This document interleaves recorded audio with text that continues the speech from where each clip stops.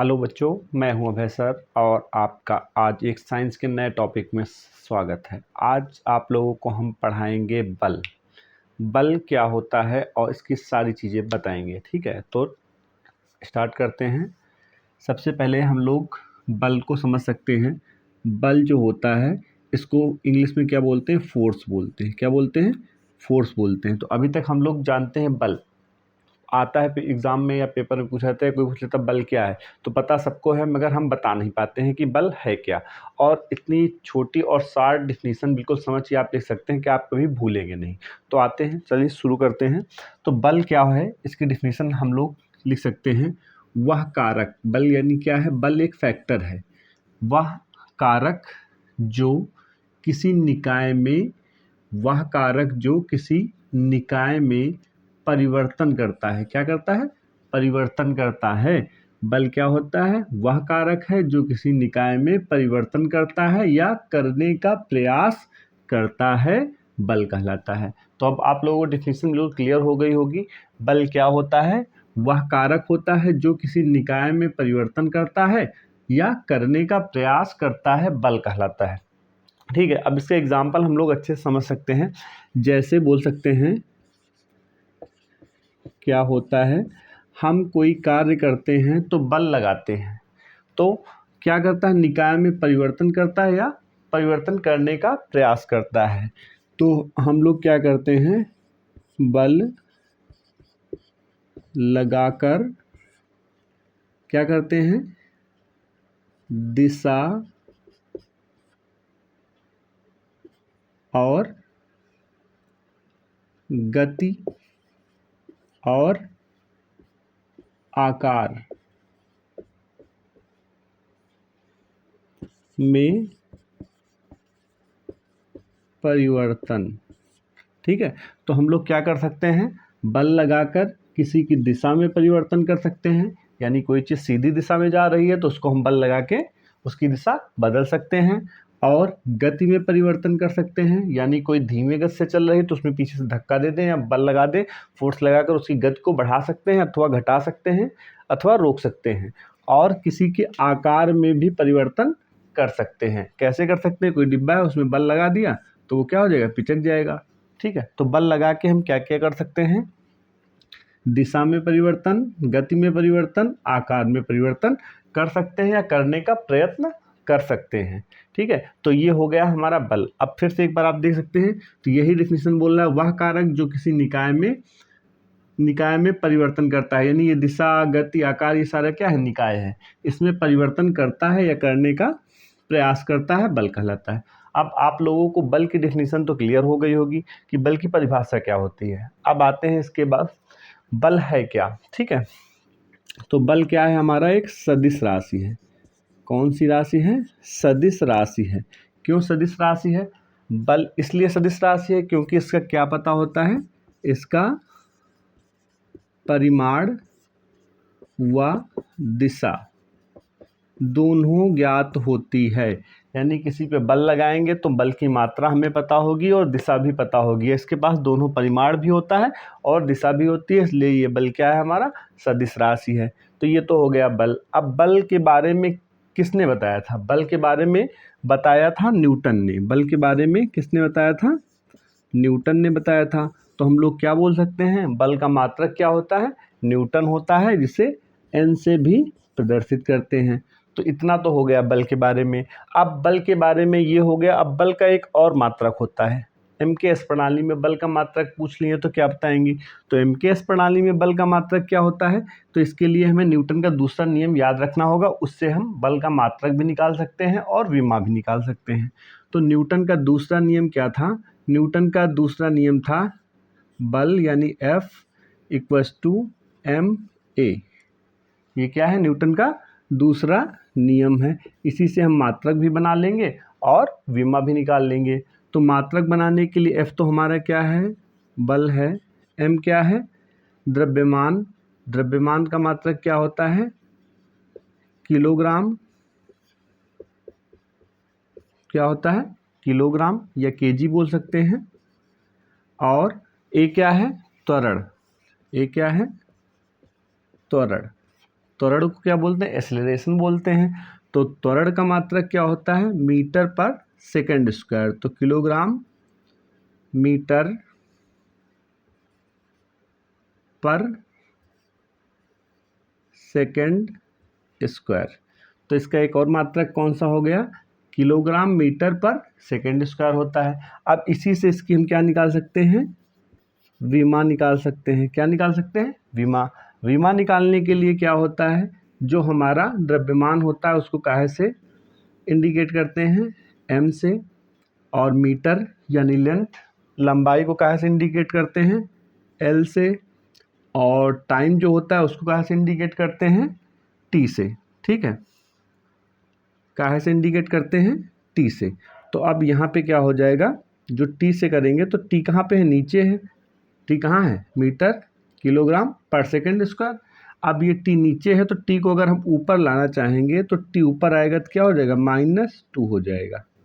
तो यही हमारी बल की विमा होती है, mLT की पावर -2। इसको तो बिल्कुल याद ही कर लेना चाहिए बच्चों को, क्योंकि बहुत जगहों पे यूज़ होती है। अब हमें कार्य की निकालनी है, बहुत सारी विमाएँ निकालनी हैं, तो हमें ये विमा याद होनी चाहिए।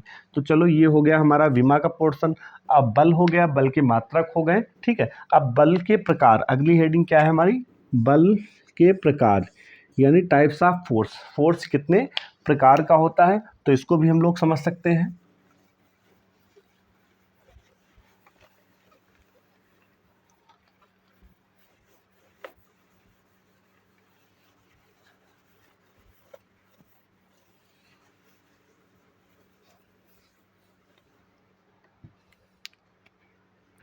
बल जो होते हैं ये हमारे दो प्रकार के होते हैं। नंबर 1,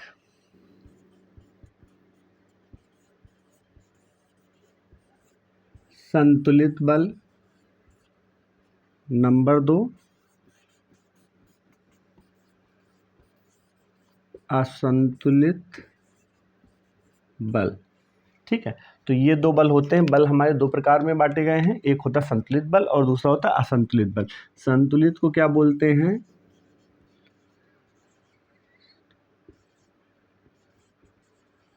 बैलेंस्ड फोर्स, और इसको क्या बोल देंगे? Unbalanced force. ठीक है, बैलेंस्ड फोर्स और अनबैलेंस्ड फोर्स। ठीक है, तो ये संतुलित बल है और ये असंतुलित बलों को दो भागों में बांटा गया है। अब संतुलित बल कौन से होते हैं? तो संतुलित बल ऐसे बल होते हैं, संतुलित बल कौन से बल होते हैं? ऐसे बल होते हैं जो दो हो सकते हैं या दो से अधिक हो सकते हैं। और ये बल हमेशा किस अवस्था में लगते हैं? साम्य अवस्था में लगते हैं। किस अवस्था में लगते हैं? साम्य अवस्था में लगते हैं, यानी बराबर मात्रा में लगते हैं, जिसके कारण इसका परिणामी बल यानी फाइनल फोर्स जो होता है वो क्या होता है? शून्य होता है। क्या होता है? शून्य होता है। ठीक है, तो परिणामी बल, संतुलित बल का परिणामी बल शून्य होता है। शून्य होने का मतलब देख सकते हैं, जैसे ये मान लें हम, ये हमारा रस्साकसी का खेल हो रहा है। ठीक है, तो ये इधर से रस्सी खींच रहा है और ये इधर से रस्सी खींच रहा है। दोनों लोगों के पास बराबर फोर्स है, तो क्या होगा? रस्सी ना इधर जाएगी ना इधर जाएगी, दोनों बीच में खींचते रहेंगे। इसका परिणाम क्या निकलेगा? कोई परिणाम नहीं निकलेगा। तो जिसके कारण इसका क्या परिणामी बल क्या हो जाएगा? शून्य हो जाएगा और स्थिति में भी कोई परिवर्तन नहीं होगा। तो संतुलित बल में क्या होता है? स्थिति में परिवर्तन नहीं होता है और परिणामी बल शून्य होता है। ये तो आप लोगों को आराम से समझ में आ गया हो गया और पता भी पहले से होगा। अब उसके बाद आता है असंतुलित बल। असंतुलित बल में क्या होता है? Unbalanced force. तो नाम से ही पता लग रहा असंतुलित। असंतुलित का मतलब जहाँ पे संतुलन ना हो। तो इसमें भी अगर डेफिनेशन लिखना चाहेंगे तो हम लिख सकते हैं, वह बल जो विपरीत होता है और दो या दो से अधिक होता है किंतु असमान होता है। जैसे बोल सकते हैं, यहाँ पे एक हम मोटा आदमी ले लिए, ये यहाँ पे ये दुबले पतले से आदमी को ये लगा दिए। अब इन दोनों के बीच में रस्सी कसी का खेल हुआ, दोनों अपनी अपनी तरफ रस्सी खींच रहे हैं। तो अब क्या होगा? ये अनबैलेंस फोर्स लगेगा। कौन सा फोर्स लगेगा? असंतुलित बल लगेगा, क्योंकि ये इस बल का मान लिया ये F1 है और ये F2 लगा रहा है, ठीक है। तो यानी F1 का मान क्या होगा, अधिक होगा। क्यों अधिक होगा, क्योंकि इसके पास ये जो है ये फोर्स ज़्यादा लगा रहा है, ये फोर्स ज़्यादा लगा रहा है इसकी तुलना में। तो जब ये फोर्स ज़्यादा लगाएगा तो क्या हो जाएगा, परिणामी बल किधर जाएगा, F1 की ओर चला जाएगा। परिणामी बल F1 की ओर जाएगा, जिसके कारण क्या होगा, परिणामी बल का मान बढ़ जाएगा और F1 की तरफ स्थिति में परिवर्तन हो जाएगा। F1 की तरफ क्या हो जाएगा, स्थिति में परिवर्तन हो जाएगा। तो ये कौन सा हो जाएगा, असंतुलित बल। तो आप लोगों को संतुलित बल असंतुलित बल दोनों क्लियर हो गए होंगे। अब इसके बाद हम लोग आगे बढ़ते हैं जड़त्व पर। किस पर आते हैं, जड़त्व पर, इन इरेसिया, ठीक है। जड़त्व और इन इरेसिया ये वेरी मोस्ट इम्पॉर्टेंट टॉपिक है और अच्छे से समझना, तो आगे तुम्हारा फिजिक्स में बहुत ज़्यादा हेल्प मिलने वाली है, ठीक है। जड़त्व क्या होता है इसके बारे में अभी स्टार्ट करते हैं। थोड़ा सा इसको हटा दें क्योंकि बोर्ड छोटा है तो हटाना पड़ता है बार बार, मगर आप लोग देखते रहिए, समझते रहिए। हो सके तो थोड़ा सा पेन और कॉपी लेकर भी यूज़ किया कीजिए, थोड़ा सा लिखा कीजिए, क्योंकि लिखने से दिमाग में ज़्यादा जाता है और देखने से उतना नहीं जाता है। तो कॉपी पेन का भी यूज़ करो, पेपर में तुम्हें लिखना भी है, लिखने के ही नंबर मिलते हैं, ठीक है। अब हम आते हैं किस पे, जड़त्व पर। जड़त्व क्या होता है, इनरेशिया क्या होता है। इनरेशिया, जैसे हमने एक छोटी सी डिफिनीशन इसमें लिखी है, ये डिफिनीशन आप लोग याद कर सकते हैं या समझ सकते हैं। फिलहाल याद ही कर लीजिए क्योंकि बहुत छोटी डिफिनीशन है, इतनी तो याद कर ही सकते हैं। अब जड़त्व इनरेशिया क्या होता है, इनरेशिया होता है वह गुण, ये भी क्या है, एक गुण है। जड़त्व वह गुण जो अपनी स्थिति, जड़त्व क्या होता है, जड़त्व का मतलब जड़, जड़ का मतलब स्थित, वह गुण जो अपनी स्थित परिवर्तन का विरोध करता है। क्या करता है, विरोध करता है, अपनी स्थित परिवर्तन का विरोध करता है, जड़त्व कहलाता है। जड़त्व क्या है, अब सिंपल सी बात है, जड़त्व का मतलब होता है जड़, जड़ का मतलब स्थिर, ठीक है, स्थिर यानी उसकी स्थित। तो ये क्या है, जड़त्व क्या है, इनरेशिया क्या है, वह गुण जो अपनी स्थित परिवर्तन का विरोध करता है। अब स्थित परिवर्तन का विरोध कैसे करेगा वो भी आगे बताएंगे, वो हमारा क्या कहलाता है, जड़त्व। अब जड़त्व की डिफिनीशन तो तुम लोगों को कन्फर्म हो गई होगी, ठीक है। और जड़त्व को हम शो कर सकते हैं आई से। किससे प्रदर्शित कर सकते हैं, आई से। और एक चीज़ तुम लोगों को याद रखनी चाहिए कि जड़त्व जो होता है हमारा, जड़त्व यानी जो आई होता है ये हमेशा एम के प्रोपोर्शनल होता है। किसके प्रोपोर्शनल होता है, एम के। एम यानी द्रव्यमान के समानुपाती होता है।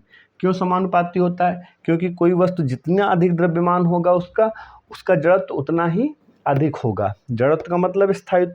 अगर कोई, इसके लिए हम समझ सकते हैं द्रव्यमान के समानुपाती क्यों होती है। सीधी सी बात हम समझ सकते हैं, कोई यहाँ पे 500 ग्राम की कोई वस्तु रख दें हम, ठीक है, 500 ग्राम का एक पत्थर रख दें और यहाँ पे 1000 kg का एक पत्थर रख दें, ठीक है। अब ये भी स्थित है, ये भी स्थित है, दोनों पत्थर अलग अलग जगहों पे स्थित हैं। अब क्या करेंगे, हम इस पे फोर्स देंगे। क्या देंगे, फोर्स देंगे। फोर्स देंगे तो क्या होगा, ये पत्थर आसानी से अपने स्थान से दूसरे स्थान पर चला जाएगा, यानी अपना स्थान परिवर्तन कर देगा, यानी इसका जड़त्व कम होगा क्योंकि इसका भार कम है। और जैसे जैसे इसका भार हमने बढ़ा दिया तो इसका भार हमने क्या कर दिया, 1000 kg। अब इस पत्थर को मजाल है कोई बाहर धक्का दे के बाहर कर दे, नहीं कर सकता है, ठीक है, इतनी जल्दी नहीं कर, क्योंकि इससे ज़्यादा बल देना पड़ेगा, इसका जड़त्व अधिक होगा, ये अपने स्थान से नहीं हटेगा, ठीक है। तो जड़त्व जो होता है वो किसके समानुपाती होता है, द्रव्यमान के समानुपाती होता है, ये चीज़ याद रखना। अब उसके बाद आते हैं जड़त्व जो होता है, डिफिनीशन भी आप लोगों को पता लग गई, वह गुण जो अपनी स्थित परिवर्तन का विरोध करता है। तो अब उसके बाद आते हैं जड़त्व के प्रकार। किसके प्रकार, जड़त्व के प्रकार।